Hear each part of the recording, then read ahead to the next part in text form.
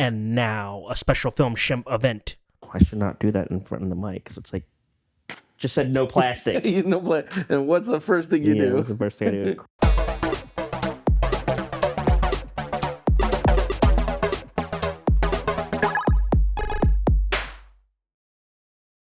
Welcome back to not the couch of 99-cent late fees, but the love seat. Oh yeah. Oh, yeah. That ain't no couch. That ain't no sofa. Not a sofa. Inside. This is a love seat.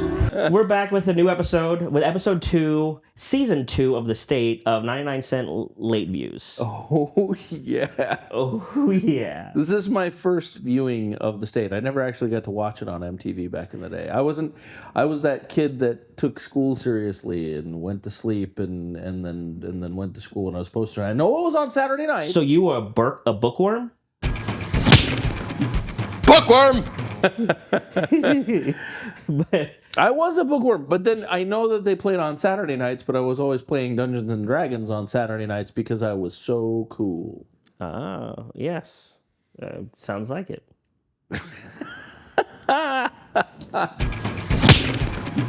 Bookworm! But yeah, I'm actually kind of shocked. I was lucky enough that I loved The State when it came out. I remember watching them, looking forward to it. I fell in love with it. I don't know how I caught it. It's just one of those weird things I randomly caught because I wasn't a fan of MTV, like especially in the 90s. The MTV style was always too chaotic. When they stopped doing music videos and started doing the real world. When people stop being polite. Could you get the phone? And start getting real. The real world.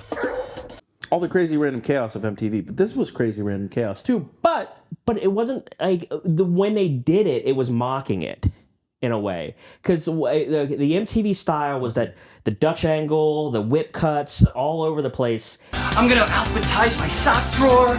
I'm gonna shave more. I'm gonna learn how to make French toast with rosemary, honey.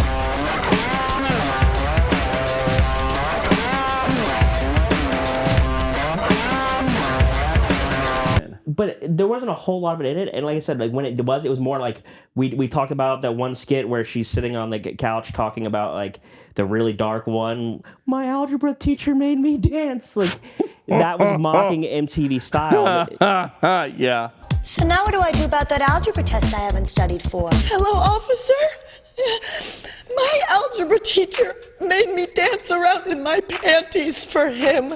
No problem. The great skit was the monkey torture, Barry Lutz's monkey torture. The monkey torture. You can't touch it. You're not going to be able to torture monkeys anymore, right. Barry. That'd be true if it wasn't my friend on the phone. But like that was mocking the TV style because one of the funniest bits of that is Michael Ian Black yelling at the monkey, "Hi, I'm Barry Lutz!" Like yelling at the monkey. Like, Hey, this is Little Ricky. Hello, Little Ricky. Say hello. Do you know who I am? I'm Barry Lutz. Because that was how cheesy TV hosts were. So and he was a great cheesy TV host. This show was counterculture for the sake of being counterculture. Dixon was able to book us the Henry Rollins Band. And it makes me think that I will enjoy it because this first time watching it, I giggled a lot. I maybe laughed out loud real hard twice. But like, I'm gonna watch it again, and I'm gonna laugh harder the second time through as I become more comfortable with this perspective. Man, being removed from this perspective by more than 20 years is rough. You want a sneaker that's gonna make piggy sounds every time you step down on the heel. And that's what our sneakers do. They make piggy sounds every time you step down on the heel. right. Because this is nostalgia for you, and because you love it so much, your mind can instantly go back to the Brian that saw this and was like, that's funny. I would have thought that was funny back then too. Yeah. It's trying to get back in that mindset. It tripped me up a little bit though. But and then like thinking about it though, how many shows, especially comedies from the early mid-90s, aged well? I still think this aged well. The federal police have placed several deep cover narcotics officers. One of these children is, in fact, that officer. A lot of those didn't. Even some of like. There's some seriously offensive stuff in here, and it did age well. They were nice. When they're being rude to women or minorities, they're not being mean about it. The only thing we do that's questionable, and I'm not even sure it is sell babies on the black market. The ones that... Okay, like, the term gaslighting didn't really exist back then. It didn't really exist back then. And they did an entire skit. That was nothing but gaslight. Just a husband gaslighting his family. It was 30 years ahead of its time. But it was still like, even though it was like, ooh, it was hilarious. Is this woman telling the truth? Of course not, honey. I've never seen this woman before in my life. I will see you at the motel tonight. What do you mean, Jill? I don't know, that Jill. Stereotype Jill, I'll see you. Of like the husband who was the family is sacred. I can't do all my sexual depravity there, so I'll have a mistress and it'll be fine. And Season 2 is not my all-time favorite. There's a lot of good skits in it. I mean, honestly, my all-time favorite skit is on this one, which is Burger Hut. May I help you, sir? Yes. Could I get a grape soda? Hey, Carl! Get off your lazy ass and get the man a grape soda for crying out loud! Just how that one keeps building up. And you're like, it can't get worse than this. And it builds can't get up. worse. Oh man, the guy is just verbally abusing the kid that makes the burgers, and he's just taking it. Oh man, the manager, he's just verbally abusing the day shift. But like the fact the owner's literally killing somebody with a blowgun. But like the fact that no matter what the customer says, it just amplifies it. The customer just don't yell at him. Oh, poor little Carl. Poor little Carl. No matter what he says, just there's no need for yelling. And keep it down. I asked for this with no ketchup. Woo! Yeah. What the hell? Like he just can't. Like, no matter what. And to me, like that is a comedy structure. There's structure to that, which you don't. Oh, the pug's here. Hi, Becca. Hello, little friend. Pug break.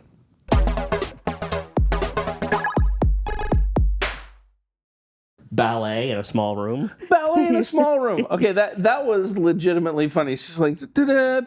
Yeah. It just says that is Nutcracker in a very small. That's it. Yeah, Nutcracker in a small room. The Nutcracker in a tiny, tiny room.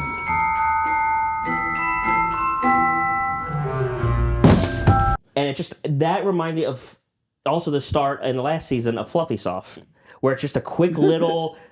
Set up, deliver, and then move on. Yeah, and then the Nutcracker returns a couple times.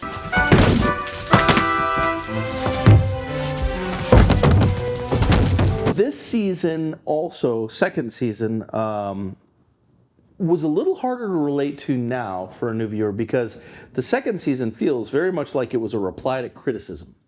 This is the genius who decided to put our show on Saturdays at 7:30. Way to go, Boy Wonder.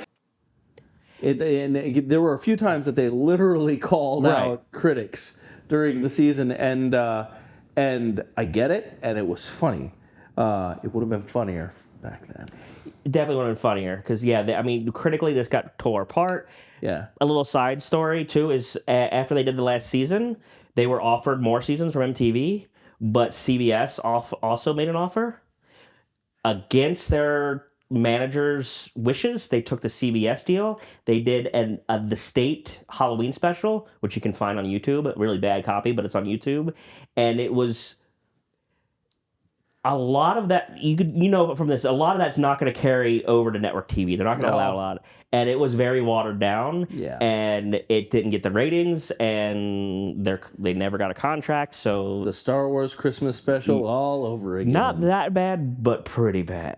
And I'm not drunk right now. But no, it's actually, I shouldn't say it. It's actually really funny. It's just not this caliber because the film noir bit where there's like the detective noir. Oh yeah, what was it? Because the title was really cool. It was. And now back to Talk You with your host, Rick Spade. Talk you. Yeah, talk you. Yeah. I can't remember what his name is. I want that on a Michael t-shirt. Ian, Talk, was Michael Ian Black. Yeah. comma, you. With the name of the detective. But shoot, what's the name of Dangle from Reno 911? Thomas Lennon. So yeah, in Talk You, Thomas Lennon's just sitting there and he's like, he's got these big eyes. He's looking around. He's like a little toady. You don't like me, do you? You don't like me, do you? Yeah. He's just stating obvious things. and the host is doing such an amazing film noir. And then she's just like, yeah. So everybody was so severe, and the acting was incredible. But yeah, I mean the range of the face was incredible. Everybody's range is, of course, because skit comedy. The two you're going to compare it to are Saturday Night Live, which, with the exception of a few, if you look at early '90s Saturday Night Live, with the exception of like Will Ferrell and a few of them, what's his name, Chris Farley, a lot of it just wasn't that good. Yeah. Where Saturday Night Live was really hit or miss. Right. Where this one, I mean, there were weaker skits, but I'm gonna get a lot of hate for saying that. But it's true. There were what I would call weaker skits, but even the weaker skits were still enjoyable. I mean, trying to think, there was like only one that I was like, the microchip one. I was like, I get what they're going, but it was. Are you calling me a liar? If you got something to say to me, why don't you say it to my face? You want to go? Come on! Come on! I will kill you, man! I swear to God! I liked microchip one. Yeah, it wasn't. I really liked it. You think that's a lie? Are you calling me a liar? Say it to my face. Yeah. But like, it just was, to me, it wasn't, compared to other stuff, it wasn't very original. Because a lot of the stuff they do is like the mime flying the plane. Where's the pilot? Trapped in a box. We've been trying to get him out, but we don't even know what the box is made of. And the co-pilot's been pretending to drink. It's funny what you liked versus what I liked. Because the mime flying the plane, I was like, all right, that's cute. But then like, but it was cute, but it was original. But then like the Muppet hunting. I sure could use some help counting to 4. Well, we can start by cutting the legs on your table. Of course, the Muppet, that was one I think everybody liked. So, hey, let's sing a song about Oregon. Ho, ho, ho. One we haven't mentioned was Michael Showalter. One movie you should check out if you haven't. Have you ever seen The Baxter? Typical romantic comedy where the girl's marrying the wrong guy, and the guy comes up and brings her away from the wedding and pulls her away and all that. Typical rom-com setup. This movie is from the guy who's at the wedding, his perspective. Caroline! Oh, it's just a The Baxter. So he's in love with the girl, and all that, and she gets taken away. So it's him being like, I am actually I'm the Baxter. I'm actually a good guy, and Bookworm! I look at it as Tucker and Dale versus Evil, the typical horror movie, but from a different point of view, and that's why I think the Baxter was really good. One that probably would be considered offensive today, which it shouldn't be though, was one of my favorites, the Inbred Brothers. No, the Inbred Brothers were hilarious. I don't care if it's offensive or not. I'm a redneck, and I'm here to tell you that the Inbred Brothers is okay. Next week. By me. I'm Emmett. And I'm Lyle. And we are what are we doing? The Inbred Brothers. Next week, Lyle catches fire. What am I doing? The obviously fake, small hand on fire. So good. You want to see me fall down? I'm just going to say, you beat me to it. That was a line I have used my entire life, and no one has any idea. I'll just go to people like, "Want to see me fall down?" Well, and they're just making fun of the whole because there had been reality TV before the real world, but geez, did they take the piss out of the real world? And they were on MTV. Yeah. Woo! They even had a skit. Just making fun of the real world. Not only they make fun of the real world, but they were like insulting. Like I'm sure it was all made up, but this is so and so from marketing. You know, fuck you. Yeah, like just going after people. The real world goes to Mexico. It's not like these are nice people, okay? These are 7 of the most annoying people in the world. They are. It's the last thing that MTV did that was good. But that's not true. What like teenage pregnancy or whatever? Like, what was the last? No, Liquid Television was awesome. But that was before this. Liquid Television didn't continue after that? We can look at that, but Liquid Television was really early. Wait, what year is this? This is 90. I think it was. I want to say 94. Oh yeah, come 93 on. to 94. 93, 94, because then there was.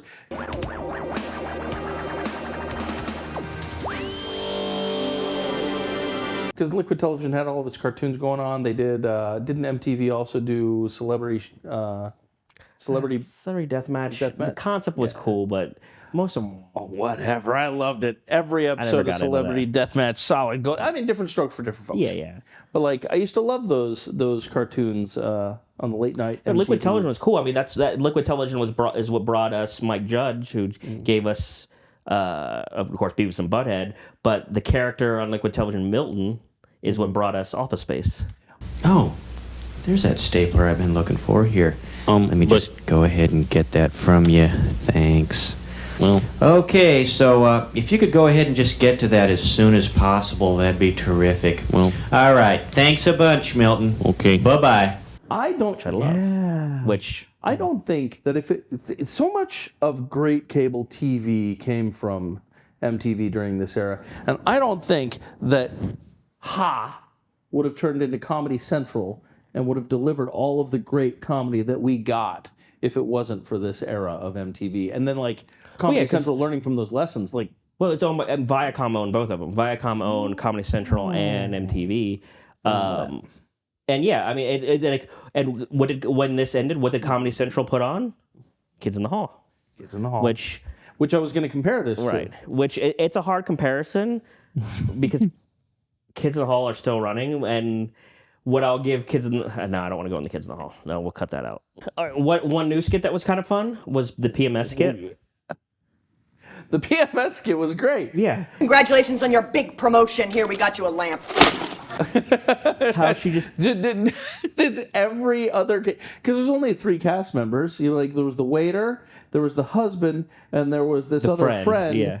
And then the wife.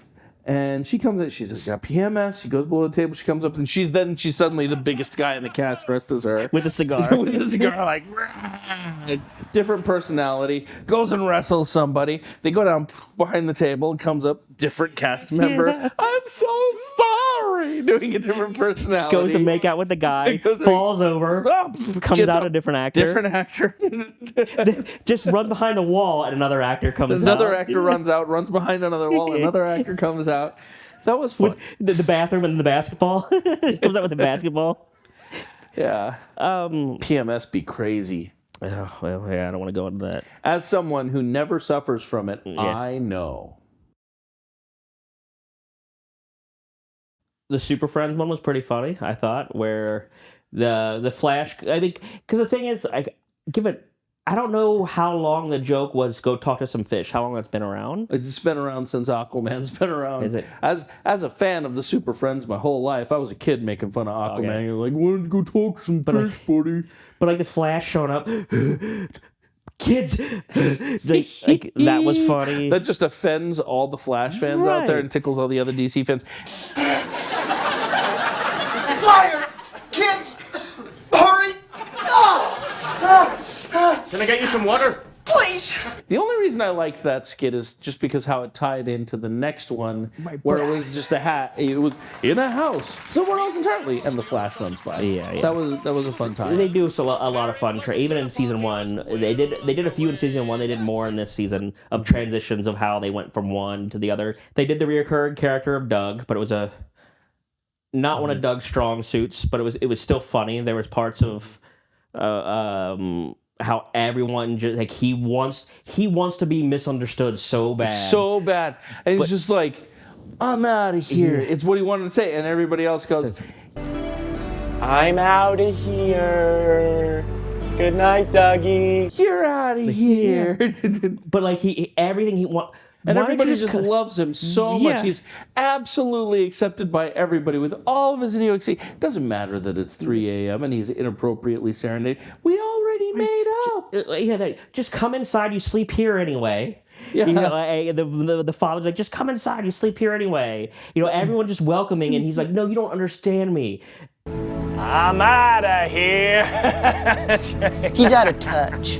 I just and he's got his band set up, and they're all playing, and the band is awesome. His dad just got back from playing with Tom Petty and the Heartbreakers. Nobody wants to hear about your lame friends, Dad. The Lewis and Clark one was kind of fun.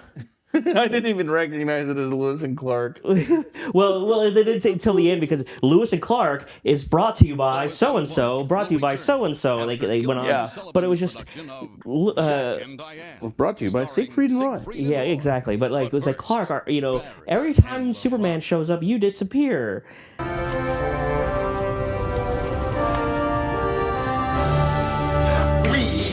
are teeny little milkmaids. I didn't even like that show. Did anybody? Everybody seemed to like that show. It was like the worst Superman except for show. us. Yeah, I never watched it. It was Hercules: The Legendary Journeys, man. But see, the Hercules was good. Weak sauce. Was good because Bruce Campbell was on it. You're too easy, you know that? Hercules, and really, I mean, Aeolus, my boy. I don't know who that is. That was Hercules' sidekick. Okay, I just he was cool. Just like with Xena Warrior Princess, after season 2, Gabrielle was the star of the show. Yeah, I don't know enough about it. I only watched the episodes when Bruce Campbell was on. Bruce Campbell's pretty great. Right. Yeah. I mean, Teacher's Lounge. Oh my God, the Teacher's Lounge. Oh my God, that one didn't age well. Gee, thanks, Mr. Gherkin. I really appreciate your help. Absolutely. Gee, thanks, Mr. Gherkin. I really appreciate your help. Of all of them, that's the one that didn't age well. And I think it's hilarious, you know, behind closed doors, the teachers are making fun of the kids, right? Like when we're kids, we all worry about that being the case. But man, like the comment the teacher made about there's one girl who she's really hot and they make fun of her for being like she needed some extra attention, and he's like, hey, she's a great student, she's a good girl. But I gave her that extra. Yeah. Oh my God! The girl needed a little guidance, all right? All right, come on already. But I gave her a lot of guidance. And then the one, let's go hide a gun in his locker. Let's go hide a gun in his locker. He's getting into MIT. Not if we hide a gun in his locker. I mean, yeah, after 99, the gun thing kind of, but you know what? I still find it fucking hilarious. I still find it hilarious. I still like. I mean, again, counterculture, Yeah. dark as heck sometimes. And he's probably going to MIT. Unless I call him up right now and tell him he's got a drug problem. What do you think of the What do you think of the state? This is not a show. I don't think this is a show I would watch alone. This is a show that I personally need to watch with somebody else. Need to laugh with somebody else to enjoy this. But I think it's just because I'm so far separated from the version of myself that would have watched this every Saturday at 7:30 had I been watching it. Bookworm! There were a lot of dark things in here, but were really funny because you remember the one that we forgot to mention was, again, I remember from the VHS because it was one of the funny ones, Notes from Vacation. I will be drunk before 10 a.m. Which is, I will make The out. Notes from a Vacation. My God, I will make out with the sock. No, I will seduce a sock puppet. I will have sex with a clown on the beach. My favorite. I will be assassinated by a monkey. I will break bottles with my ass. And then they just throw kittens into the ocean. Right. In a burlap sack. And as fucked up as that is, I still laugh. I mean, it was hilarious. Right.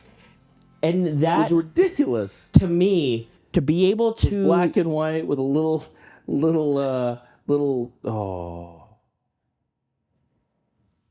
Your brain just shut down? Yeah. You know, this would be a whole lot better if I had any desire to see you naked. Yeah. This was maybe a bad idea.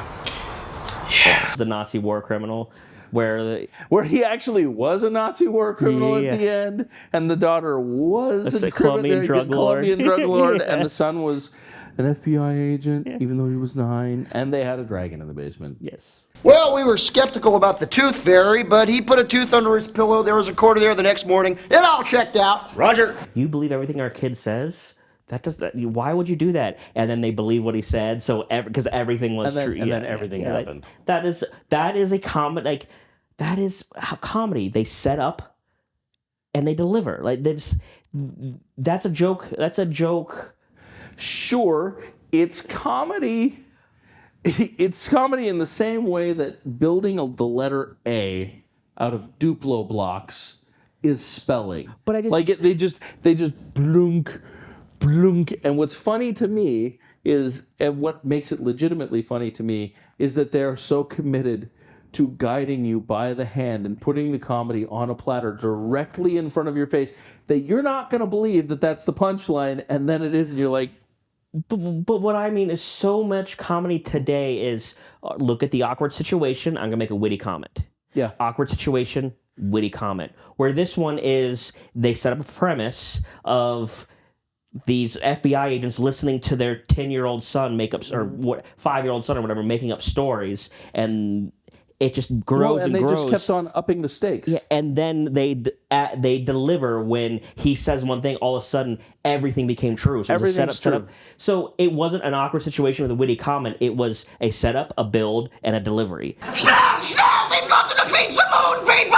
Just take the moon, me! Viva Colombia!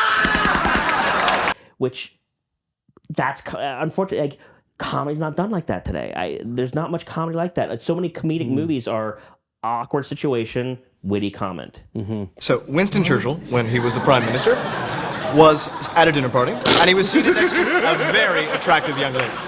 And Churchill turns to her and he says, "Madam, would you have intercourse with me for £100,000? Yeah, so this was season 2 of The State. Season 2.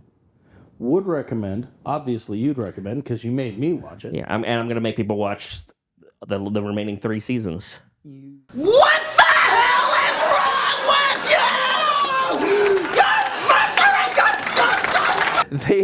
you? People actually live this way. That was the other dark one. That was the other dark one. It was so good. Patricia, what are you going to do with the $20,000 if you're our big winner? Well, I thought I'd pay some bills. Patricia, I was kidding. I know what you do. You'd buy more frozen tater tots for your white trash family. Yeah, watch it. Watch more of them. Watch it. Watch more. Watch us more. Tune in. Smash like and subscribe. That's getting edited out. Now, if you all will excuse us, we got some business to attend to with this love scene.